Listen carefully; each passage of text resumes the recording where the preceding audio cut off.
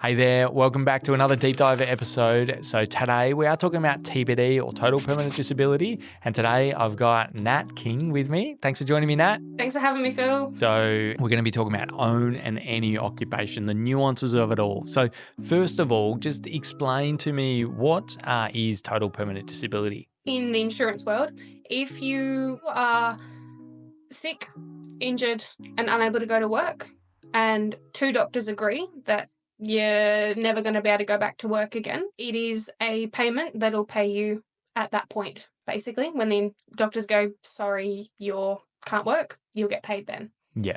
So it's if you can never return to work again. So you got to be totally disabled. So a lot of the insurances work together. So income protection is a monthly payment, and if you're off work for a short period of time, disability is if you can never return to work again. So there are two main definitions, Nat. So we've got any occupation and own occupation. There are a few other ones, but for the purpose of this deep dive, we want to talk about those two. So can you just explain what are the differences between those two definitions? I'll start with a definition of each. So any occupation is you need to be able to show to the insurer that you are unable to do any job that you are reasonably skilled, qualified, or have prior experience or skills in doing. The own occupation definition is you need to show the insurers that you are unable to do your own occupation or your own role that you were doing prior to becoming disabled. In terms of, they're different. They sound fairly similar. But, especially for some occupations, some people might be thinking, if I can't do my own job, can I do any job? So there is a bit of discussion about that, which we will dive into. But before we go into that, let's just talk about the payment of the policy. So TPD, some of it can be paid inside of super, not all of it can be. So can you just touch on, how do we pay for the premiums if we want to take out the cover? TPD, typically we look at owning inside super, so it's paid for, as you said, through the superannuation environment. In order for the own occupation definition to be accessed, there is a component that you will need to pay personally. And realistically, that is to get access to that own occupation component of the TPD. So the reason you can't have own occupation inside of super is it comes down to at claim time how the benefit's then going to be paid. So by owning the policy through super, the insurers will assess it and hopefully pay that money into super. Under the SIS Act, but we don't do acronyms, so it's the Superannuation Industry Supervision Act. I can't remember what year off the top of my head, but one of the regulations... You don't need to know the legislated, the year of the legislation. It is a deep dive, but we don't need to go that deep. Let's go. I've got the regulation number, but we don't need to go into that. No, give me the number. Give me the SIS Act number. So it's regulation 1.03C. All right, sick. Let's go. What is it?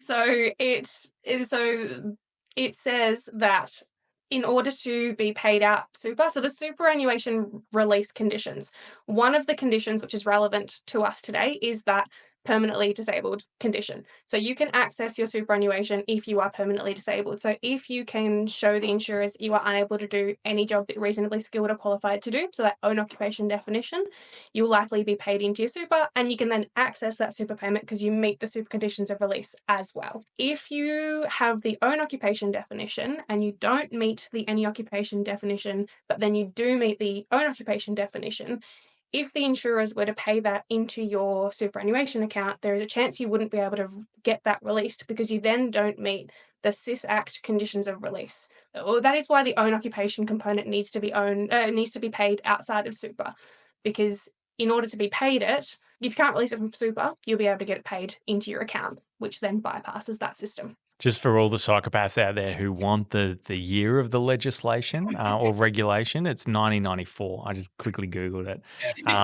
But let me just quickly read out. The meaning of permanent incapacity is basically if the trustee of the fund is reasonably satisfied that a member's ill health, whether that's physical or mental, makes it unlikely that the member will engage in gainful employment for which the member is reasonably qualified by education, training, or experience. That means that you can get the money paid out of your super fund if you are, permanent, if you meet that permanent incapacity rule.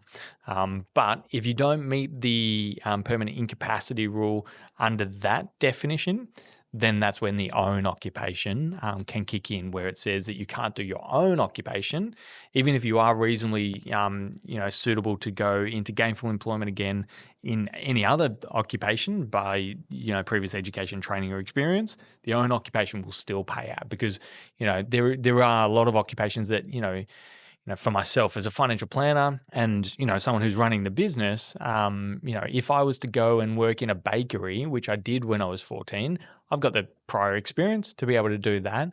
There's going to be a significant income drop going and doing that role.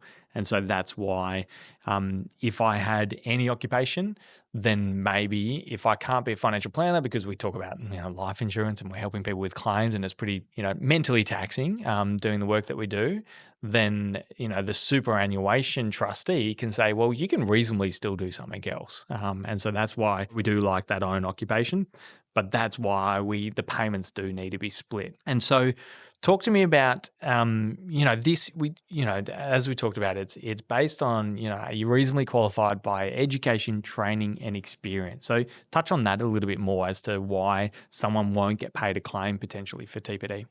So the experience side of things, the insurers will look back and see what you've done in a prior life, usually kind of 3 to 5 years-ish. Say you've worked up the ranks in your workplace, you started off as doing something smaller. So for me, my role, a paraplanner type situation, moving into financial advisor, if I can't do my financial advisor role, moving backwards and looking at that paraplanner space, I could probably still do that.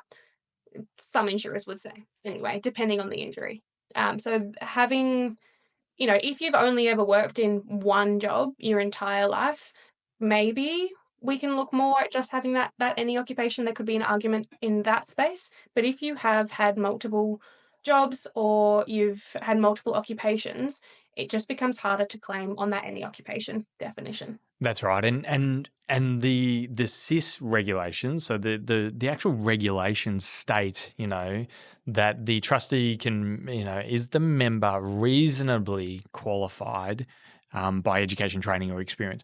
But the actual insurance contract within some super funds, they don't say, makes it unlikely that the member will be able to engage. Some super funds policies says they're unable to engage gainful employment. So to get an any occupation claim, even though the CIS regulation says, unlikely, the actual insurance contracts within super funds sometimes says unable. So the difference between those two definitions, unlikely and unable, doesn't sound, the words sound very similar, but if a doctor is to sign off saying you are unable to ever go back into gainful employment based on reasonable experience, training, or qualifications versus unlikely, those two differences are very different. So even though the CIS regulation says, yes, you should be able to get paid out a claim, the insurance contract itself and the wording on that contract does matter a lot. And the other thing I just wanted to touch on is some insurance contracts within group policies talks about the ability to retrain.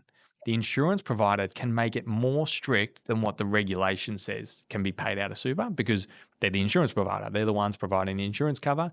So sometimes they talk about, unable to return to work instead of unlikely.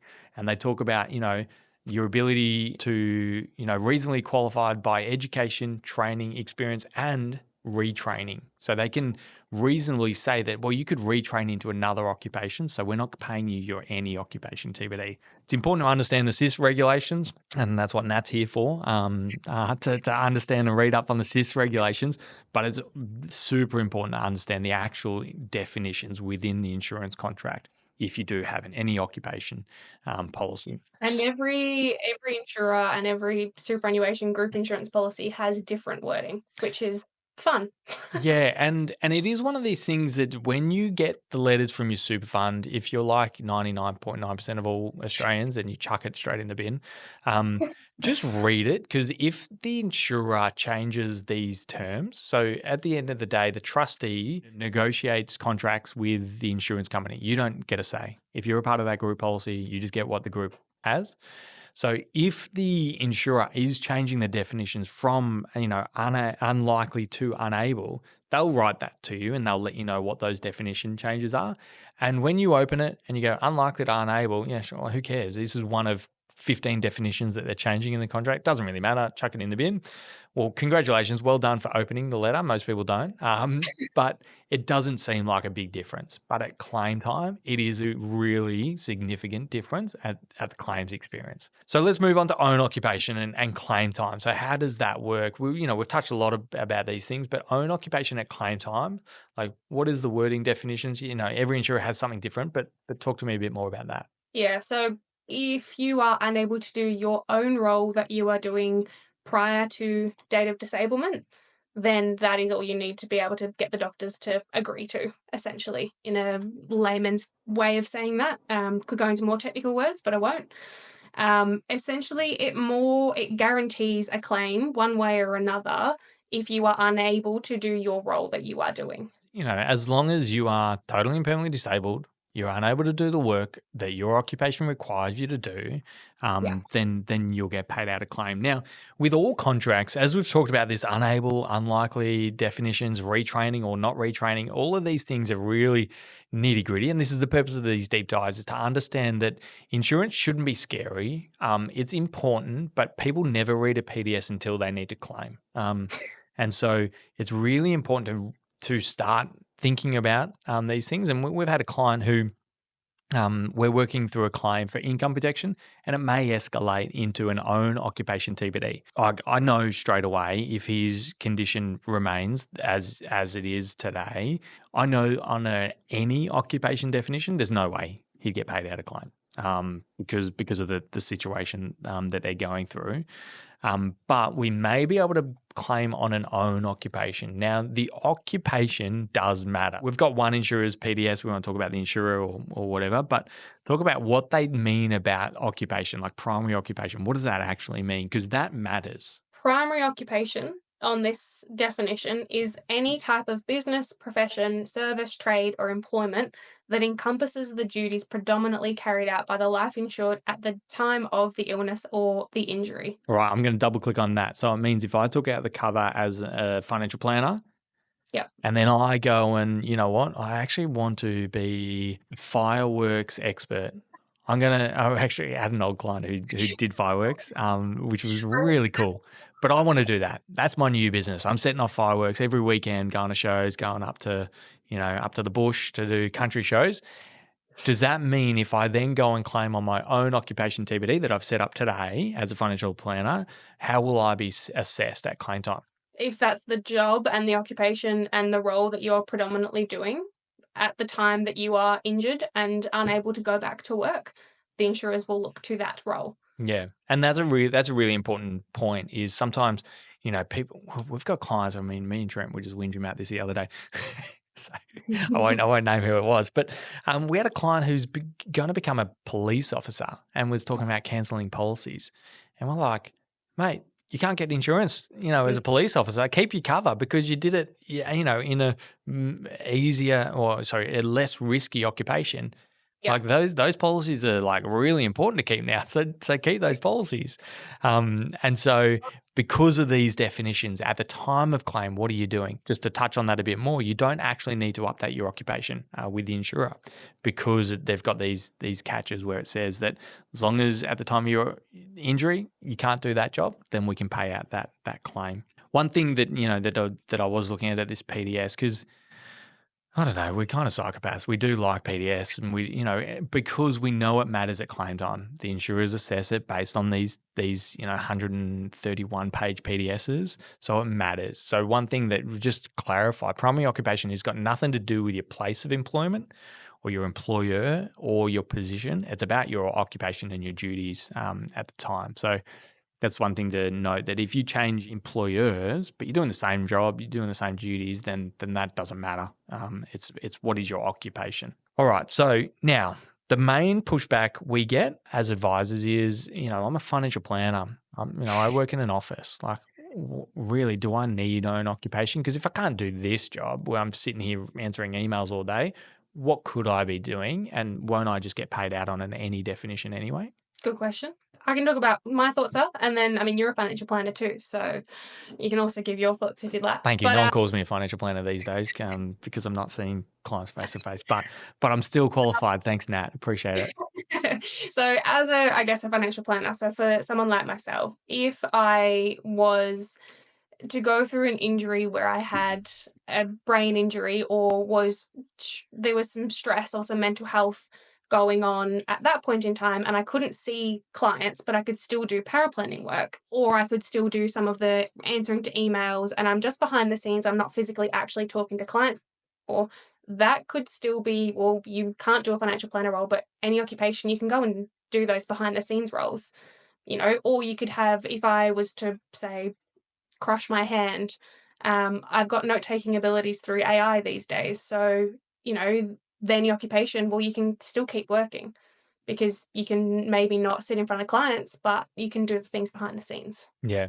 And the other thing that I think about is people do change careers over time. Like the great thing about the policies that we set up is that it's set up at the occupation you're in today. So, that example about a client who's going to become a police officer, your assessment at claim time will be the occupation that you're at claim time. So if you go from a police officer to an accountant, we want to update your occupation and we can do that with the insurance company. But if you go from a low risk occupation to a high risk occupation, you're not required to update that with the insurer. So those type of things that, we're in an environment where gone are the days where someone's in the same occupation for the next 40 years and that's your job and that's your profession and that's what you're going to do forever. People move around and they may have aspirations in 10 years to move, into another job or another occupation.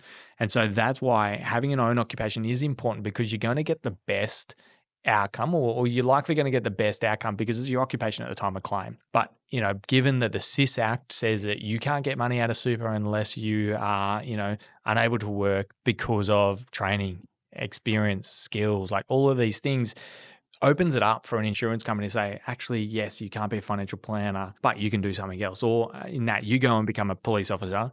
We can't be a police officer, but go and, sit in front of clients and do emails all day because you did administration in an advice office. Like they're things that the insurer can reasonably say, we're going to decline that claim because of those outcomes. Yeah. And I mean, if I throw another example into the mix, looking at, an allied health professional, as a part of this, I reached out to some of our BDMs that we work with. There was an own occupation paid out because one of their clients had been out with mates, having fun, lost a finger and was unable to do his role. Now, he was also had experience in public speaking, which he's back now doing, but he got paid out under the own occupation definition for TPD because he can no longer do his role, that is manual work on people, because he doesn't have a finger anymore. So there's another example throwing into the mix. Yeah, and there are plenty of those, examples of, if you are accepted as an own occupation TPD claim, doesn't mean you can't go back to work. You can still have the ability to work. As long as you can't work in your occupation, you can get paid out a claim. And so insurance is never there for a windfall and a financial benefit. It's all about protecting the downside. But, that example, if public speaking, was earning a lower income, then there will be a gap in that potential earnings over the lifetime. You think about, if you're young and you're 35 and you've got another 30 years of earning potential. So any reason why we're capping that earning potential is really important to make sure we're insuring and we're protecting with insurance cover. So Nat, this has been a great deep dive. I love going deep, and you really threw it in with a SIS Act reference, which I just mad respect for that. But before we finish up, is there anything else that we kind of haven't touched on, making sure we're communicating? I don't think so.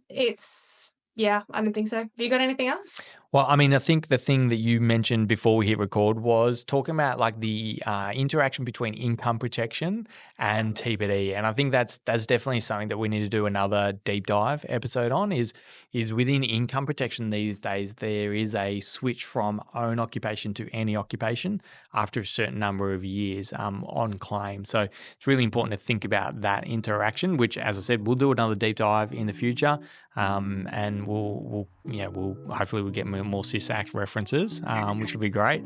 I know there will be, because there is definitions about the SIS Act in that. Absolutely. Yeah, awesome. Thanks, Nat. I appreciate you taking the time. And anyone watching this deep dive, if you do have any questions about TPD, really any question about insurance, feel free to reach out. We're happy to jump on the phone and answer any questions we can. Absolutely. Thanks, Phil. Awesome. Thanks, Nat.